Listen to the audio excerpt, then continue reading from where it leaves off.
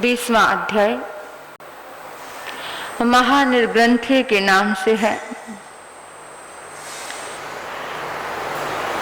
बड़ा उद्बोधन है इस अध्ययन में प्राणी मात्र के लिए, संतों के लिए भी है, श्रावकों के लिए भी है, चतुर्विध संघ के लिए इसमें उद्बोधन दिया गया है। ये सारा संसार दुखों से भरा हुआ है। यहाँ पर प्राणी को चाहकर भी कहीं सुख नजर नहीं आता। जहां भी सुख खोजने का प्रयास करता है वहीं पर दुख के दर्शन हो जाते हैं। इंसान को लगता है कि यहां सुख होगा, लेकिन जहां से भी सुख खोजता है वहीं पर अंततः दुख ही निकलता है।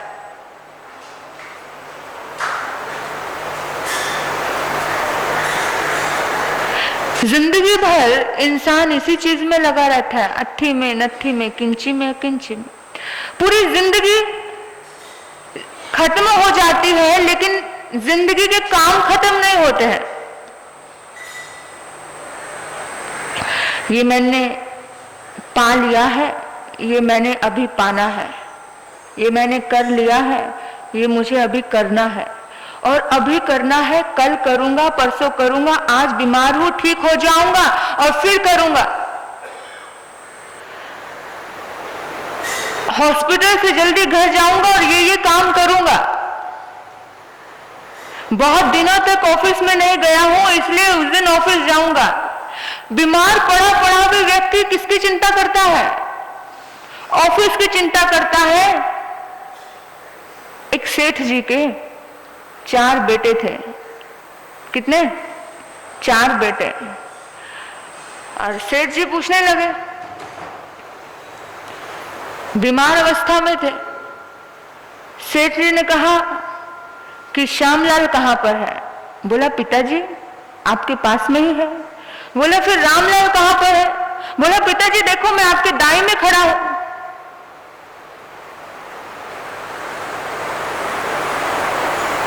बोला श्यामलाल यहाँ है, रामलाल यहाँ है, कालूराम कहाँ है? बोला कालूराम भी यहीं पर है। अच्छा कालूराम भी यहीं पर है? हाँ। फिर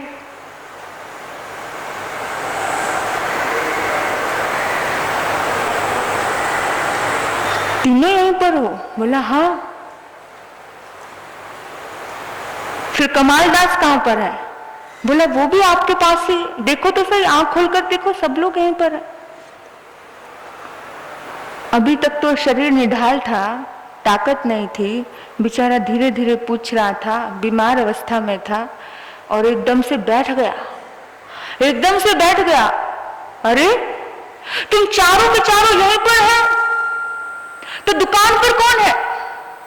इतनी ताकत आ गई, गुस्सा किया, इतनी जोर से गुस्सा किया कि इतना मर के कमाया है, इतना मर के तुम यहीं पर बैठे हो। बोला पिताजी आपकी ऐसी स्थिति देखकर यहां नहीं बैठे तो वहां बैठे क्या? पिताजी ऐसा समय आ गया है, डॉक्टर ने जवाब दे दिया है, पता है ना आपको? बोला पता है मुझे, लेकिन डॉक्टर कुछ नहीं होते, मैं ठीक होकर फिर से दुकान पे जाने वाला हूं। पिताजी आप अभी दुकान की चिंता मत कीजिए। बच्चे बड़े समझदार थे। बहुत सौभाग्यशाली होते हैं वो लोग जिनके बच्चे इतने समझदार होते हैं, जो कहते हैं पिताजी आप दुकान की चिंता मत कीजिए, आप तो केवल अपना जीवन सुधारिए, अपनी गति सुधारिए, अब अपने आप को धर्म में लगा दीजिए। क्योंकि एक बार इंसान जाता है हॉस्पिटल में, क्या सोचता है कि वापस आऊंगा, लेकिन जरूरी नहीं वापस आएगा कि नहीं आएगा।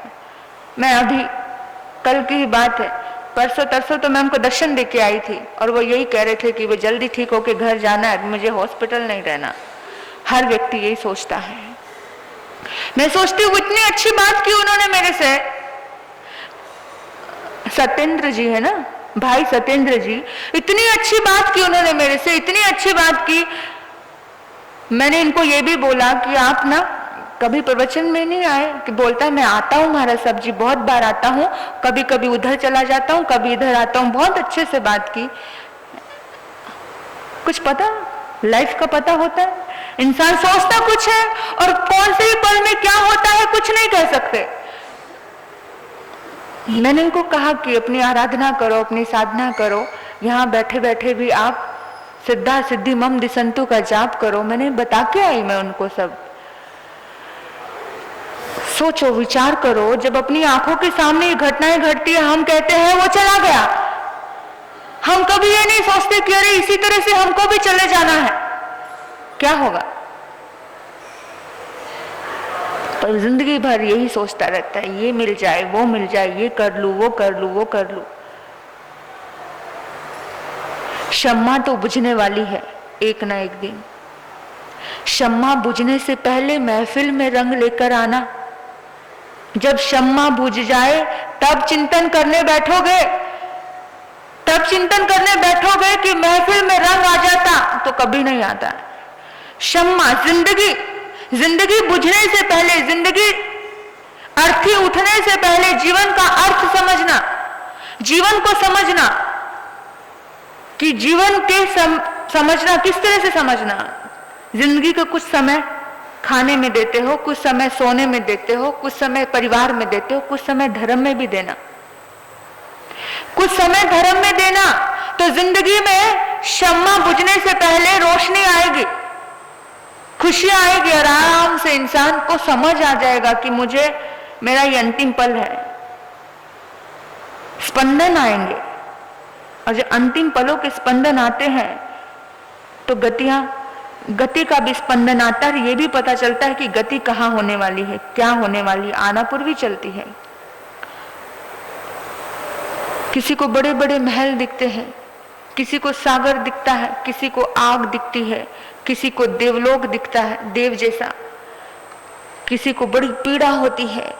ये खुद के स्पंदन जागने शुरू हो जाते हैं कि मौत कैसी। संसार शंशों का हार है, एक पल का भरोसा नहीं है। कहां पर, किस रूप में, किस स्थिति में कौन हम पर शंका कर लेगा, हमें नहीं पता। हम खाने में, पीने में, सोने में इसी तरह से गवा देते हैं। संसार में कोई भी शरणा नहीं है, कोई भी शरण देने वाला नहीं है। ये बात अपने भीतर में निश्चित रूप से लिख कर रख लो। हमें लगता है कि ये मकान, ये दौलत, ये शोहरत, ये परिवार, ये बच्चे, ये पैसा मेरी ताकत है, हमें लगता है। लेकिन ये कुछ भी नहीं है, कुछ भी नहीं है।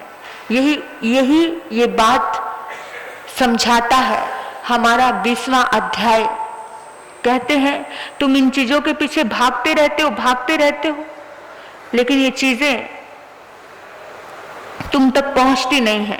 तुम सोचते हो हाय पैसा, लेकिन ये तुम जितना भागते हो उतना ये आपसे आगे आगे भागती रहती हो। कहते भागती फिरती थी दुनिया जब तलब करते थे हम, भागती फिरती थी दुनिया जब तलब करते थे हम।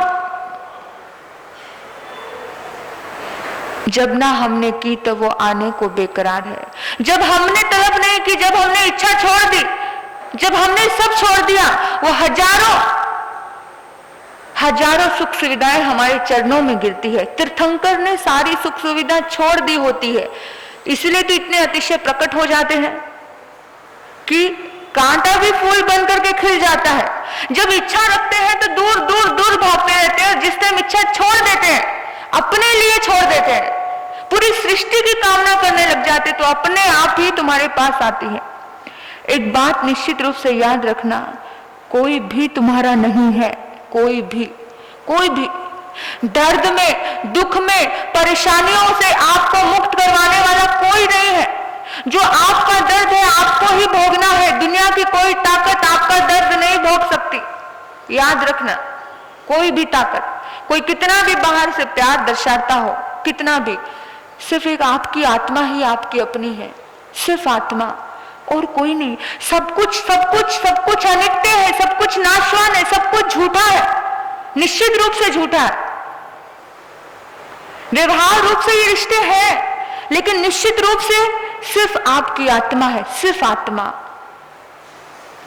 आत्मा है। तभी तो आत्मा चली गई, शरीर तो यही छूट गया, छूटा ना, आत्मा ही थी। आत्मा थी तो आत्मा को संभाला तो नया शरीर अपने आप मिल जाएगा। शरीर अपने आप मिलता है कि नहीं मिलता? किसी को उसके लिए पुरुषार्थ करने की जरूरत पड़ी? इस परिवार वालों को टेंशन आई, सत्येंद्र जी के परिवार वाले जो थे उनको टेंशन आई कि अगले जन्म में जो आत्मा गई है उनको कैसा शरीर मिला होगा, कहाँ जाना है, क्या हुआ? कुछ नहीं ना, उन्हें सिर्फ इस शरीर का है कि ये शरीर है। और ये शरीर भी कितने दिन तक रख लिया उन्होंने? कितने दिन तक रखेंगे? हाँ, 10 दिन भी नहीं रख सकते। 10 दिन क्या 2 दिन भी नहीं रखना, इतना भारी जाता है। जब तक रिश्तेदार आएंगे तब तक इंतजार करता है इंसान, रिश्तेदार आते ही आप सोचो किस बात के घमंड में जीता है इंसान, ये समझ नहीं आता। किस बात की ईगो है, किस बात का अहंकार है कि जब कुछ भी अपना नहीं है, ये शरीर भी अपना नहीं है, तो क्या अपना है? मंडित कुक्षी उद्यान में 20वां अध्ययन कहता है, मंडित कुक्षी उद्यान में मुनि ध्यान लगा करके बैठे हैं और राजा श्रेणिक परमात्मा के दर्शन करने के लिए जा रहे होते हैं। कभी कभी जाते थे, वो हमेशा नहीं जाते थे। उस टाइम परमात्मा के बहुत ज्यादा परम भक्त नहीं थे, कभी कभी जाते थे। जैसे कोई इस सभा में भी कभी कभी कोई संडे कोई आता है, जो परम भक्त होगा जिनवाणी का, वो हर रोज आता है, लेकिन वो कभी कभी जाया करते थे। सभी के सभी दास दासियों को, सभी को, परिवारजनों को लेकर के चलो चलते हैं। जाते हो तुम लोग भी कभी कभी दर्शन करने के लिए, पूरे परिवार लेकर? कुछ लोग रूट निकालते हैं कि चलो चातुर्मास में सभी के दर्शन करके आते हैं, तो सभी को जानते नहीं हैं लेकिन फिर भी दर्शन करके तो आते हैं। तो ऐसे ही दर्शन करने के लिए जा रहे थे, तो रास्ते में मंडित कुक्षी उद्यान पड़ा। वहां पर एक मुनि को देखा ध्यान लगाकर, और मुनि को देखा तो अपनी सवारी को रोकने के लिए कह दिया कि रुको सारथी, रुको। सारथी रुक गया, रथ से नीचे उतरा और मुनि को देखता ही रह गया। मुनि को देखता ही रह गया, अपलक देखता रह गया, और मुंह से निकला अहो वन्नो, अहो रुओ, आह क्या रूप है, क्या यौवन है, क्या लावण्य है। ऐसी यौवन अवस्था में मुनि दीक्षा ग्रहण करना आश्चर्यकारी है, महाआश्चर्यकारी। इतनी खूबसूरती, इतनी सुंदरता, और संसार छोड़ दिया। क्यों छोड़ दिया? बड़े लोगों के, आज भी लोगों को प्रश्न हो जाते हैं, पूछ लेते हैं कि महाराज इतने अच्छे लगते हो, क्यों छोड़ दिया, क्यों दीक्षा ले ली? पूछ लेते हैं, क्योंकि लोगों के मन में भ्रांतियां होती है, तो ऐसे ही प्रश्न उठते हैं। देखिए, पुरुष के रूप से कभी आकर्षित नहीं होता है।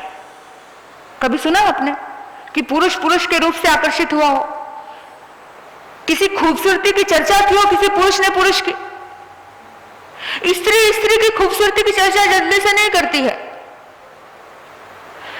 पुरुष हमेशा स्त्री की खूबसूरती की चर्चा करता है, स्त्री हमेशा पुरुष की खूबसूरती की चर्चा करता है। लेकिन इस अध्ययन में बताया है कि एक पुरुष की खूबसूरती की चर्चा करता है कि देवराज इंद्र भी शर्मा जाए, ऐसी खूबसूरती है तुम्हारी, साक्षात इंद्र देवता भी शर्मा जाए, इतने सुंदर लगते हो तुम, फिर क्यों दीक्षा ले ली? कदम तो बढ़े ही नहीं आगे। जा कहां रहे थे? परमात्मा के दर्शन के लिए, लेकिन वही रुक गए, आगे ही नहीं कदम बढ़े, और हैरान हो गए। इतना कोमल सा बच्चा, इतनी खूबसूरती जिंदगी में, फिर कैसे सारी खूबसूरती छोड़ दी? इतनी खूबसूरत दुनिया, और इस दुनिया को जीने का तुम्हारा समय है। मुनि तो ध्यान में बैठे हैं। बार बार राजा के प्रश्न करने पर बार बार मुनि ने ध्यान खोला, मुनि ने ध्यान खोला और बार बार पूछा। किसने पूछा? बार बार किसने पूछा? राजा शैनिक ने पूछा, क्यों त्याग दिया संसार? क्यों ना अच्छा लगा माता पिता का परिवार, बहन भाइयों का दुलार? क्यों छोड़ दिया? इतनी खूबसूरत जिंदगी है, जिंदगी को जीना चाहिए। हम तो कहते हैं मनुष्य जन्म दुर्लभ है, इस मनुष्य जन्म दुर्लभ है तो क्यों छोड़ा? मुनि ने कहा, राजन मैं अनाथ था। क्या बोला? राजन मैं अनाथ था, मेरा कोई नहीं था, इसलिए मैंने दीक्षा ले ली। अब जब ये कहा कि मैं अनाथ था तो राजा के दिल में और प्यार उमड़ पड़ा, उस बच्चे के प्रति एक ममता का ज्वार उमड़ पड़ा। ओहो, अनाथ थे तुम? हाँ, मैं तुम्हारा नाथ बनता हूं, मैं तुम्हारी सारी व्यवस्था करता हूं, मैं सब कुछ करूंगा तुम्हारे लिए। चलो मेरे महलों में, मैं तुम्हें पुत्र के जैसे तुम्हारा पालन पोषण करूंगा, जो भी कुछ होगा मैं तुम्हारी व्यवस्था करूंगा। मुनि मुस्कुराने लगे। मुनि कहते हैं, राजन जो खुद अनाथ हो वो दूसरे का नाथ क्या बनेगा? जो खुद अनाथ हो वो मेरा नाथ क्या बनेगा? और ये बात राजा शैनिक को तीर की तरह चुभ गई, तीर की तरह चुभी, क्योंकि इतना प्यार था ना, इतना वात्सल्य लुटा रहा था। और जब सामने वाले के प्रति हम इतना कर रहे हैं और सामने वाला नहीं समझे तो कैसा लगेगा? और सामने वाला ये कह दे कि तुम खुद ही अनाथ हो तो तुम मेरे नाथ क्या बनोगे? कितनी पीड़ा हुई राजा को। और राजा ने एकदम से कहा, मुनिवर शायद आपको गलतफहमी हुई है, आपने मुझे पहचाना नहीं है। मैं कौन हूं? मैं मगध का राजा शैनिक हूं, शैनिक। और मगध के राजा को बिंबिसार भी कहते हैं। मगध का राजा को बिंबिसार के नाम में महात्मा बुद्ध के इधर से जबरदस्त परिचय है। बिंबिसार को बहुत दुनिया जानती, बड़ा परिचय है मेरा। मेरे पास धन दौलत की कमी नहीं है। मेरी रनिवास में हजारों हजार रानियां हैं। मेरी अश्वशाला में हजारों घोड़े हैं, लाखों पैदल सेनाएं हैं मेरे पास। सोने चांदी के अंबार लगे हुए हैं मेरे पास। पूरी जनता मेरी जी हजूरी करती है। शायद आप मुझे नहीं जानते मैं कौन हूं। और पूरा का पूरा अपना वैभव गिनाना शुरू कर दिया। करोड़ों ये है, लाखों ये है, खरबों ये है, बड़ा बड़ा वैभव जब गिना दिया। मुनि सुनते रहे। मुनि ने कहा, राजन शायद आप मुझे समझे नहीं। धन दौलत शोहरत के होने से, परिवार के होने से कोई नाथ नहीं बनता है। आप कहते हो सारी दुनिया मुझे नाथ कह के पुकारती है, इसलिए मैं तेरा भी नाथ बन जाऊंगा। लेकिन इन सब चीजों से कोई नाथ नहीं बनता है। बड़ी सुंदर गीतिका आई। देख देख कर जान लिया जग झूठा है सारा, जग झूठा है सारा। जो देख देख के जान लिया जग झूठा है सारा, जग झूठा है सारा। जग के आलम्बन में सब मिथ्या, सच्चा धर्म सहारा। देख देख के जान लिया जग झूठा है सारा, जग झूठा है सारा। शैनिक पूछे अनाथी से, क्यों तुमने दीक्षा धारी? शैनिक पूछे अनाथी से, क्यों तुमने दीक्षा धारी? मैं अनाथ अनाथ था राजा है, मैं अनाथ था हे राजन, अक्षी वेदना थी भारी। मत घबराओ है मुनिवर, मैं बनूंगा नाथ तुम्हारा, जग के आलंबन में सब मिथ्या, सच्चा धर्म सहारा, हाँ सच्चा धर्म सहारा। हे राजन तुम खुद अनाथ हो, मेरे कैसे नाथ बनो। हे राजन तुम खुद अनाथ हो, मेरे कैसे नाथ बनो। होता कौन अनाथ नाथ है को, कान खोल सब बात सुनो। होता कौन अनाथ नाथ है, कान खोल सब बात सुनो। नाथ अनाथ का नाथ मुनि ने रहस्य बताया सारा, नाथ अनाथ का नाथ मुनि ने रहस्य बताया सारा। जग के आलंबन सब मिथ्या, सच्चा धर्म सहारा, हाँ सच्चा धर्म सहारा। देखिए ये परमात्मा के जो परम भक्त हुए, उन्होंने ये सारे प्रश्न परमात्मा के ही संत से पूछे। और उन्होंने, अनाथ मुनि ने कहा कि सुनो राजन, तुम सुनना ही चाहते हो अनाथ और नाथ की व्याख्या, तो सुनो। मैं आपको अपना अतीत बताता हूं। मैं एक बहुत बड़े सेठ का बेटा था, प्रतिष्ठित धन्ना सेठ का बेटा, पैसे की कमी नहीं थी। मेरी भी खूबसूरत सी पत्नी थी, मेरी बहनें थी, मेरे भाई थे, मेरा पूरा परिवार था, मेरे माता पिता थे, सब था। लेकिन लोगों को शंका होती है, आते हैं लोग और पूछते हैं,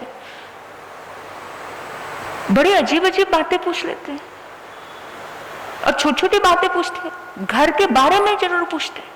परिवार कौन है, कहाँ रहता है, क्या करता है, कितने भाई हैं, अच्छा माता पिता है कि नहीं है, इसी तरह से पूछते हैं। सोचो कितनी गलत भ्रांतियां होती हैं लोगों के दिल में, इस तरह से पूछते हैं माता पिता है कि नहीं। जिनके माता पिता नहीं होते वो सन्यास लेते हैं क्या? यूट्यूब भरा पड़ा है, करोड़ों की दौलत छोड़ करके लोग सन्यासी होते हैं। मैंने पहले भी कहा कि ये राजपथ है, इस राजपथ पर बिना नसीब के चला नहीं जा सकता। बहुत ज्यादा भाग्य लगता है, सौभाग्य लगता है जब जाके ये जीवन मिलता है, ये कदम मिलते हैं और इतनी हिम्मत मिलती है सबको छोड़ करके, सबसे बड़ा परिवार का मोह छोड़ करके इस रास्ते पर कदम बढ़ाने के लिए। कैसी कोई साधारण व्यक्ति के अंदर हिम्मत नहीं आती है। और अगर कोई ऐसा बच्चा भी आ गया, उस बच्चे का भी पुण्य जबरदस्त होता है, तभी जाकर तो परमात्मा के द्वार पर आए, बिना पुण्य के। ये राजपथ है, ये हर किसी के नसीब में नहीं होता है। इसलिए बोला राजपथ को अपनाया तने वंदन हमारा। तो आपको बता दो, पूरा इतिहास खोला कि सुनो, मेरा सब कुछ था, धन दौलत थी, परिवार था, शोहरत थी, सब था, लेकिन हे राजन, तो भी मैंने अनाथता के दर्शन किए। हे राजन, तो भी मुझे महसूस हुआ कि सब कुछ होते हुए भी मेरा कोई नहीं है। बोला ऐसा भी कभी हो सकता है? बोला हाँ हुआ। कहते मेरे बड़े भाई, छोटे भाई, सगे भाई, जिसको कहते ना खून का रिश्ता, वो सब थे मेरी जिंदगी में, लेकिन फिर भी हे राजन मैं अनाथ था। बोला क्यों अनाथ थे? बोला एक दिन मेरी आंखों में भयानक वेदना हो गई, इतनी भयानक वेदना कि मुझे ऐसा लगता था कि मेरी आंखों में अंगारे रख दिए हो। आंख में हल्का सा हाथ चला जाए तो भी कितनी देर तक, हल्का सा पतला सा बाल चला जाए तो भी कितनी देर तक रड़कता रहता है, और जब तक निकालो नहीं तब तक आराम नहीं आता, लेकिन मुझे लगा था कि मेरी आंखों में अंगारे रख दिए, कैसी भयानक वेदना होगी। उसकी वजह से सिर ऐसा लगता था 2 टुकड़े हो जाएगा। उसकी वजह से वो सिर का आंखों के साथ सारी कनेक्शन पूरी बॉडी में पूरी तरह से करंट के जैसे फैला हुआ था। इतनी भयानक वेदना थी, इतनी भयानक वेदना। और इस वेदना के तहत 24 घंटे मेरी पत्नी खुले बाल कर करके मेरे चरणों में आंसू बहाती रहती, लेकिन मेरी वेदना में उसके आंसुओं से कुछ भी आराम नहीं हुआ। मेरी माँ, ऐसा कोई मंदिर नहीं, ऐसा कोई मस्जिद नहीं, ऐसा कोई गिरजाघर नहीं, ऐसा कोई स्थान नहीं जहां जाकर के बिना पैरों में छाले पड़ गए और जाके मन्नतें मांग कर आती। मेरी बहन, मेरे भाई, मेरे पिता वैदों का पूरा लाइन लगा दी, डॉक्टरों की लाइन लगा दी, ये वैद, वो वैद, ये वैद। मेरे परिवार ने धन पानी की तरह बहाया। कैसे? पानी की तरह, जैसे पानी को फेंक देते हैं, इस तरह से बहाया पानी की तरह। जो दवा की मर्ज बढ़ता ही गया, कुछ आराम नहीं हुआ। मेरी बड़ी बहन भी मेरा दुख मिटा ना सकी, यह मेरी अनाथता है। मेरा भाई मेरा दुख मिटा ना सका, यही मेरी अनाथता है। मेरे पिता मेरा दुख मिटा ना सके, यही मेरी अनाथता है। मेरी माँ मेरा दुख मिटा ना सकी, यही मेरी अनाथता है। इस प्रकार अनाथता के दर्शन करवाते रहे मुनि। और उस टाइम कहते, एक दिन मैं चिंतन करने लगा कि कितना असहाय है ये जीवन, कितना असहाय। थोड़ा सा दिल पे लेकर सुनना जरा। जब तुम्हें कोई बीमारी आ जाती है, कोई नहीं बचा सकता, और तुम्हारा दर्द भी कोई ले नहीं सकता, कुछ नहीं। और डॉक्टरों को भी कुछ समझ नहीं आता है। जब दर्द खुद को हो तो डॉक्टर को भी समझ नहीं आता है, डॉक्टर भी बोल देते हैं कुछ नहीं, क्योंकि वो तो हर रोज के हैबिचुअल हो गए।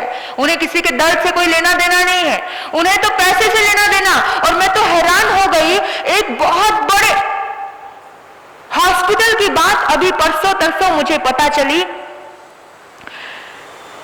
कि हॉस्पिटल में अपने जैन समाज के भाई को लेकर के गए, और हर बच्चा चाहता है कि मेरे पिता सुरक्षित हो जाए, अच्छे हो जाए, पैसे की चिंता नहीं करता है।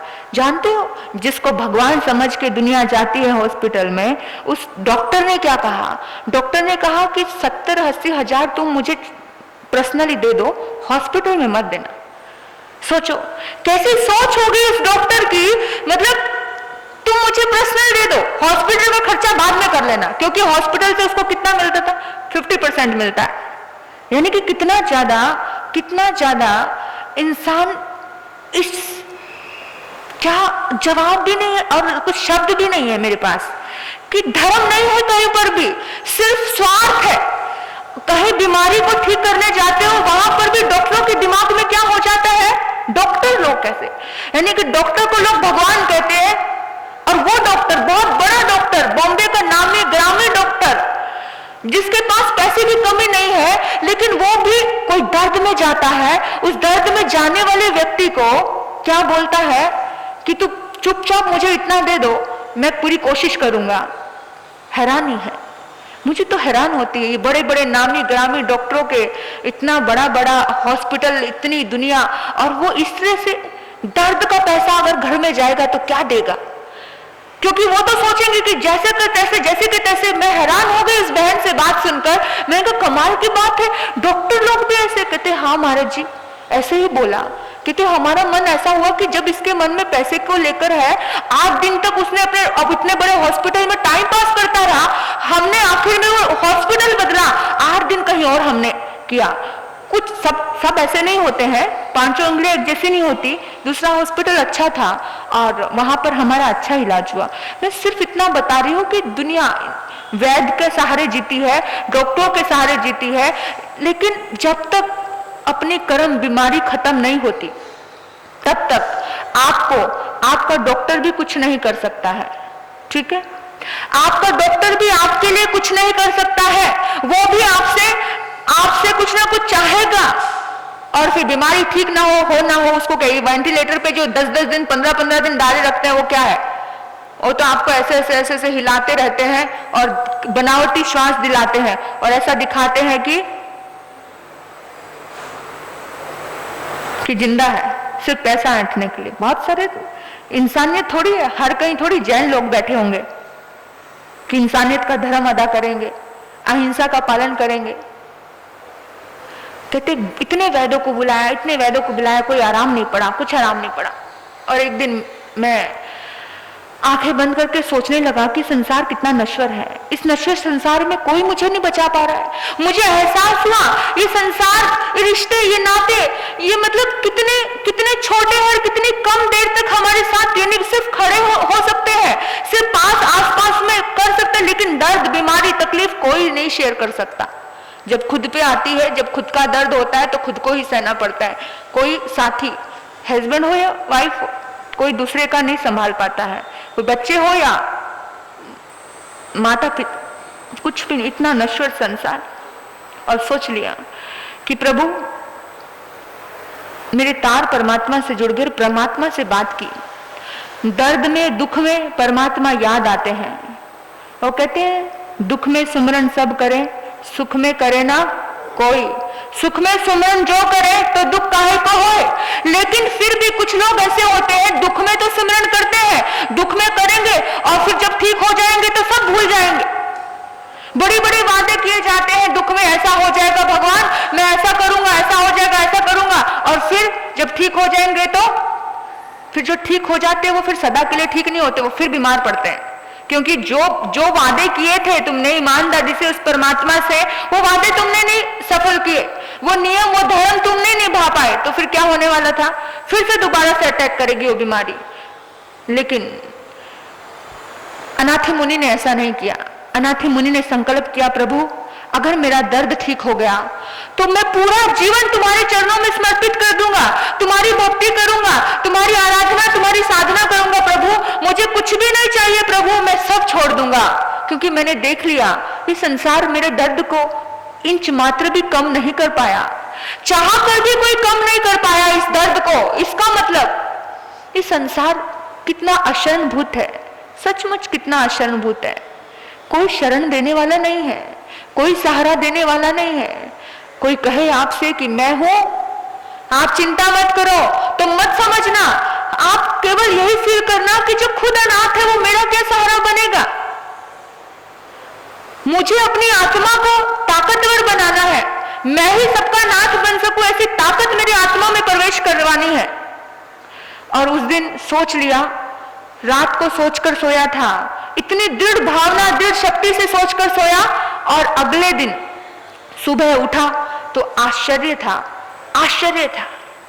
मैंने प्रार्थनाएं की, भक्ति की, परमात्मा की, भगवान को निवेदन किया, प्रभु तार दो, तार दो, तार दो जी, प्रभु तार दो, प्रभु तार दो, तार दो, तार दो जी, प्रभु तार दो। मैंने प्रार्थना की और प्रार्थनाएं हमेशा सुनवाई होती है, और वो प्रार्थना, मेरा दर्द जड़ मूल से खत्म था। आज इतने महीनों बाद मैंने सुख की सांस ली थी। आज मेरा सिर नहीं फटे जा रहा था, आज मेरी आंखें नहीं फट रही थी, आज मेरे तन पे जो जलन थी, भयानक जलन पूरी बॉडी में, वैसी कोई जलन नहीं थी।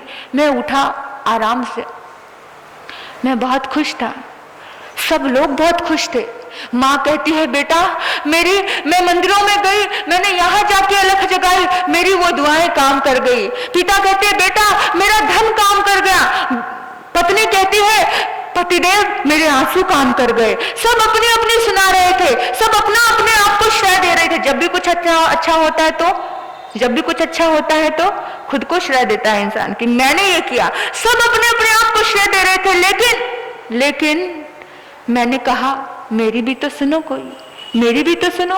सब देखो, सब मैंने देखा है, ये संसार का इतना जबरदस्त नजारा है कि जब भी कुछ ऐसे घटित होता है, हर व्यक्ति अपने आप को श्रेय देता है, अच्छा होता है तो।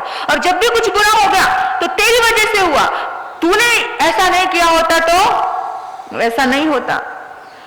तो सबने कहा कि मेरी भी तो सुनो, मैंने भी कुछ प्रार्थनाएं की थी, मैंने भी परमात्मा के चरणों में कुछ निवेदन किए थे, और मैंने निवेदन किए थे और उस निवेदन का ही प्रतिफल है, क्योंकि मेरे मन में जो प्रार्थना उठी थी, जो संकल्प उठा था, वो पहले कभी नहीं उठा। और संकल्प था कि प्रभु अगर मेरी वेदना कम हो गई, मेरी वेदना खत्म हो गई, तो मैं तुम्हारे चरणों का दास बन जाऊंगा, मैं तुम्हारे चरणों का दास बन जाऊंगा। मेरी ये संकल्प था, बस इस संकल्प को पूरा करना है। अगले दिन की ही सुबह, 2 दिन भी नहीं रुका, 4 दिन भी नहीं रुका, हाँ सर 10 दिन तो रुक जा, थोड़े दिन तो रुक जा, 5-6 महीने रुक जाऊंगा, बाद में संन्यास ले लूंगा, कुछ नहीं कुछ नहीं कुछ नहीं। अगले दिन सुबह ही ये बात बताते ही उठ खड़ा हुआ अपने मंजिल से और निकल गया, अपनी मंजिल को प्राप्त करने के लिए निकल पड़ा कि बस मुझे परमात्मा के मार्ग पर जाना है। सीधा पहुंच गया परमात्मा के चरणों में, भगवान के चरणों में जाकर के परमात्मा को निवेदन करता है, प्रभु दुनिया वालों को भी निवेदन करती हूं मैं हर रोज, दौलत के दीवानों सुन लो, एक दिन ऐसा आएगा,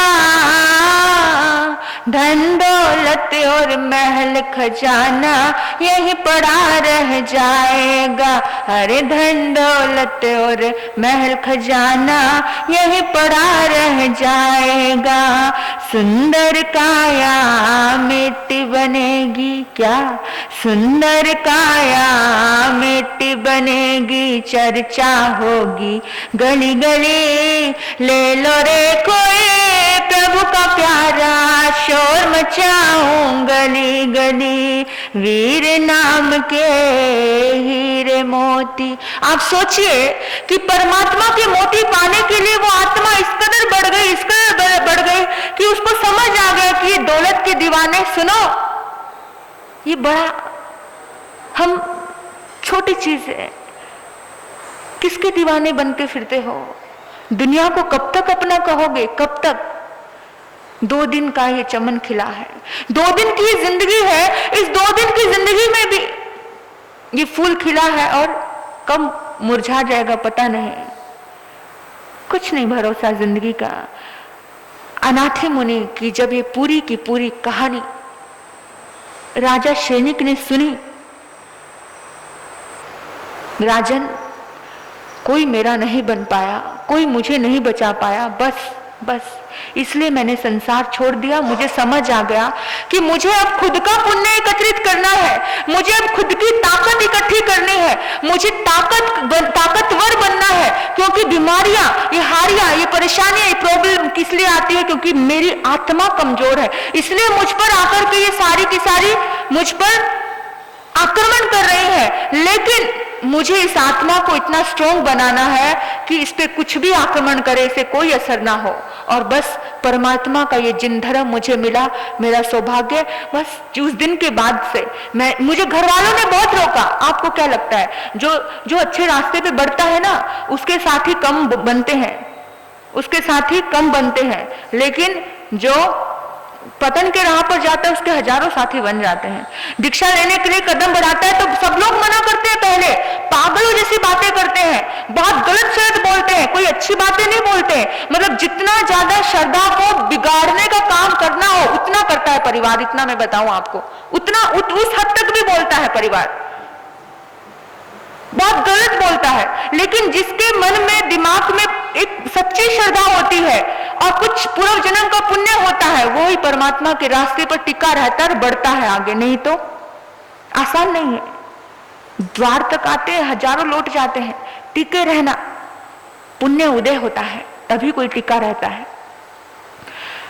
और जब ये सारी घटना सुनी तो राजा सैनिक के तो हाथ जुड़ गए, सच्ची संकित प्रकट हो गई भीतर में, परमात्मा के प्रति अहोभाव प्रकट हुआ और परम भक्त, परमात्मा का परम भक्त बन गया।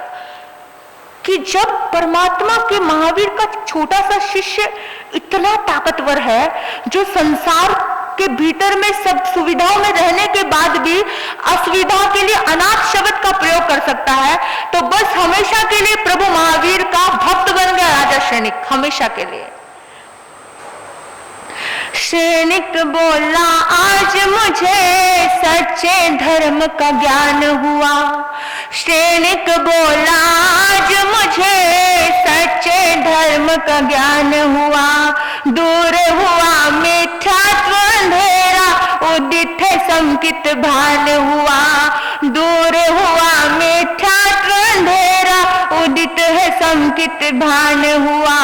भवसागर में डूब रहा था आलम्बन दे तारा। भवसागर में डूब रहा था दे आलम्बन तारा। जग के आलम्बन सब मिथ्या सच्चा धर्म सहारा। हाँ सच्चा धर्म सहारा। हाँ सच्चा धर्म सहारा। फिर कहा आत्मा में ही वैतरण्य नदी है। कौन सी वैतरण्य नदी? जो नरक में वैतरण्य नदी है ना, वो आत्मा में ही वो वैतरण्य नदी है। और आत्मा में ही नंदनवन है। कामधेनु और कुछ श्यामली वृक्ष, कामधेनु चिंतामणि वृक्ष भी आत्मा में है। तुम जैसा प्रकट करना चाहो वैसा प्रकट हो सकता है। चिंतामणि रतन, उसके पास जाते ही सारी चिंताएं खत्म, आत्मा का भान आते ही सारी चिंताएं खत्म हो सकती हैं। और श्यामली वृक्ष भी आत्मा के अंदर भी है। श्यामली वृक्ष वही हवा आती है और पत्ते गिरते हैं और आपके बॉडी को अंग अंग को छेदन भेदन कर देते हैं। निर्भय होकर आत्मा में रमण करने वाला व्यक्ति धुले कर्म मैल को धो देता है। आत्मा में रमण करने वाला व्यक्ति। लेकिन जब शरीर में रमण करता है तो आत्मा श्यामली वृक्ष के जैसे काम करने लगती है। जब बाहर के शरीर में इंसान रमण करता है फिर आत्मा भी इंद्रियों के पीछे भागती रहती है ना। जिस टाइम में शरीर के मोह को छोड़कर आत्मा की जागृति होती है उस टाइम में चिंतामणि रत्न, कामधेनु रत्न जैसे काम करता है ये आत्मा। तो आत्मा के अंदर ही सब कुछ है। आत्मा ही मित्र है, आत्मा ही शत्रु है। इसी अध्याय में ये वाक्य बोला है, अप्पा कत्ताय विकत्ताय सुहाने दुहाने। आत्मा ही करता है, आत्मा ही भोगता है आपके सुख दुख का। ये समझ आया अनाथी मुनि को। और ये समझना है हमको और आपको कि हमारी आत्मा ही हमारा मित्र है और हमारी आत्मा ही हमारा शत्रु है। कौन सी आत्मा मित्र है? जो हमारे लिए अच्छा सोचे। इस आत्मा के लिए जन्मों जन्मों को, देखो मोही व्यक्ति एक ही जन्म का सोचता है, मोह में पड़ करके एक ही जन्म का।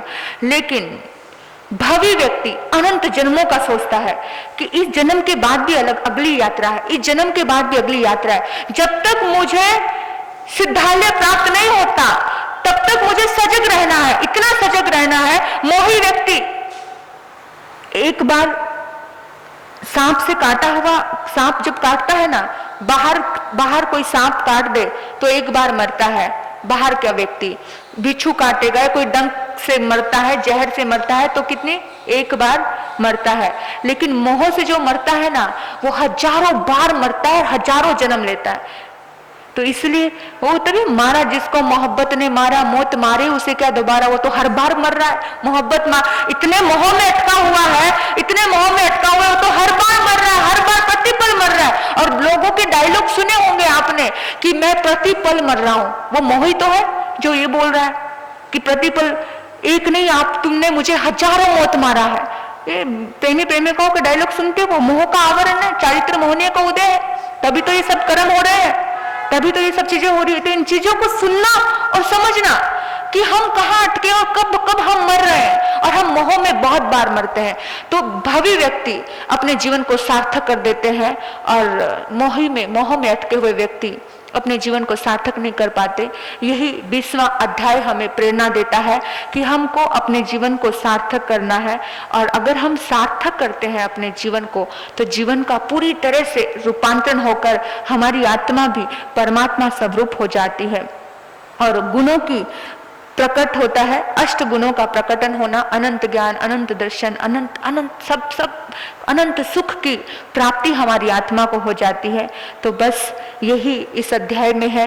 तो ये भाव हमारे भीतर में भी रहने चाहिए। कर्म के अप्पा कत्ता है विकत्ता है सुहानी दुहानी, बार बार इसका चिंतन करो। ये चिंतन जागेगा तो अपने आप ही अपनी आत्मा को लेवल ऊपर ऊपर उठता चला जाएगा।